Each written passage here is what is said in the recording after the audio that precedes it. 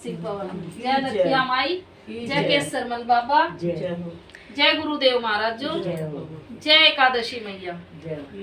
तो आज एकादशी का व्रत है और है इंदिरा एकादशी। तो आज हम इंदिरा एकादशी की कहानी सुनाएंगे। तो स्टार्ट करते हैं। इंदिरा एकादशी महात्म्य। युधिष्ठिर बोले कि हे भगवान, अब आप कृपा पूर्वक आसीवन मास की कृष्ण पक्ष की एकादशी की कथा कहिए। इस एकादशी का नाम क्या है और इस एकादशी के व्रत को करने से कौन से फल मिलते हैं, यह सब मुझे समझाकर कहिए। इस पर भगवान श्री कृष्ण बोले कि हे राजन, आसीवन मास की कृष्ण पक्ष की एकादशी का नाम इंदिरा है। इस एकादशी का व्रत करने से समस्त पाप नष्ट हो जाते हैं।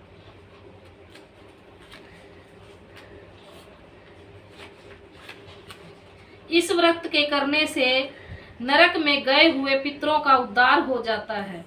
हे राजन, इस एकादशी की कथा के सुनने मात्र से ही वाजपेय यज्ञ का फल मिलता है। प्राचीन सतयुग में महिष्मती नाम की नगरी में इंद्रसेन नाम का एक प्रतापी राजा राज्य करता था।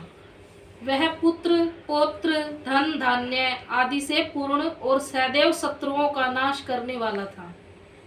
यानी उसके पास हर सुख सुविधा थी, बच्चे भी थे, भाई धन माया सब कुछ था उसके पास।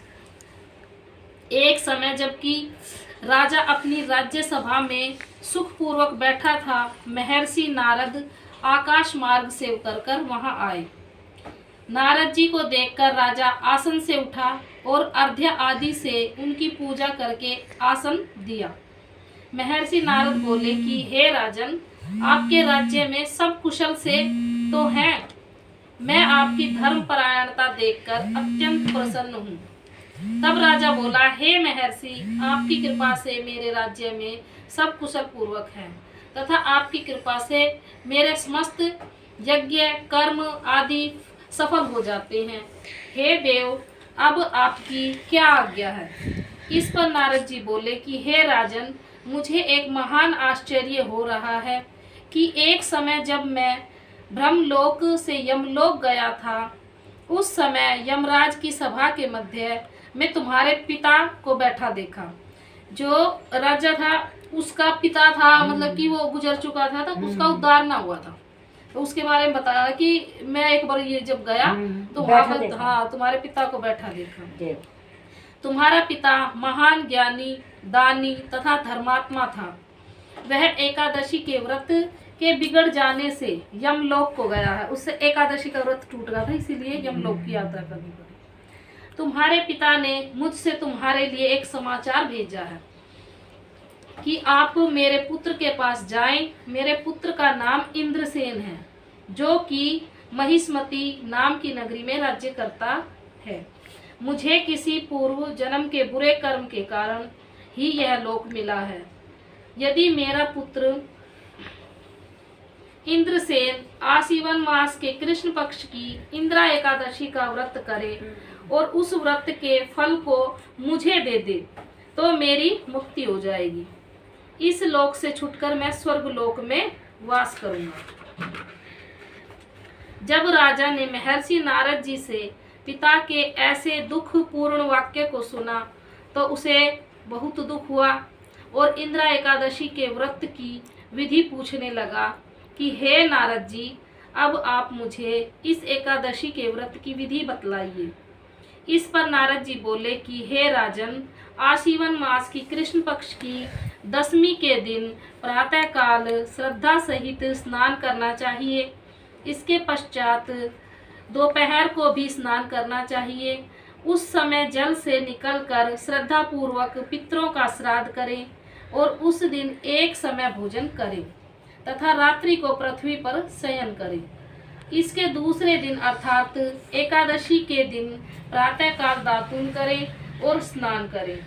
उसके पश्चात भक्ति पूर्वक व्रत को धारण करें और उसे कहना चाहिए कि मैं आज निराहार रहकर और समस्त भोगों का त्याग कर दूंगा। इसके पश्चात कल भोजन करूंगा। हे भगवान, आप मेरी रक्षा करने वाले हैं, आप मेरे व्रत को संपूर्ण कराइए।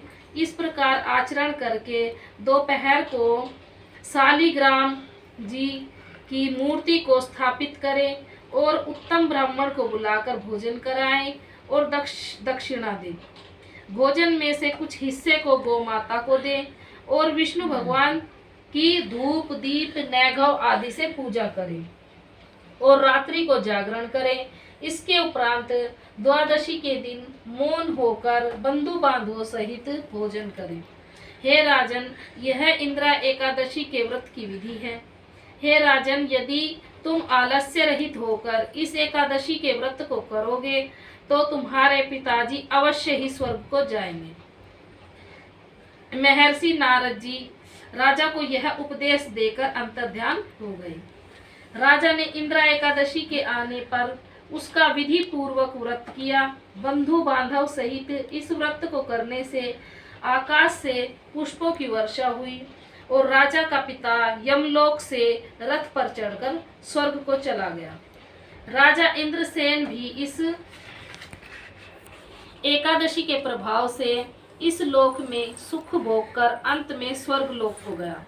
भगवान श्री कृष्ण कहने लगे कि हे धर्मराज युधिष्ठिर, यह मैंने तुम्हारे सामने इंदिरा एकादशी का महत्व वर्णन किया है। इस कथा के पढ़ने व सुनने मात्र से ही समस्त पापों का नष्ट हो जाता है और अंत में मनुष्य स्वर्ग लोक में जाकर वास करता है। जय एकादशी मैया। हेलो भाई बहनों, आपको हमारी ये इंदिरा एकादशी की कहानी कथा अच्छी लगी हो तो हमें लाइक करना, सब्सक्राइबर करना और हमारी वीडियो को फैला देना। धन्यवाद।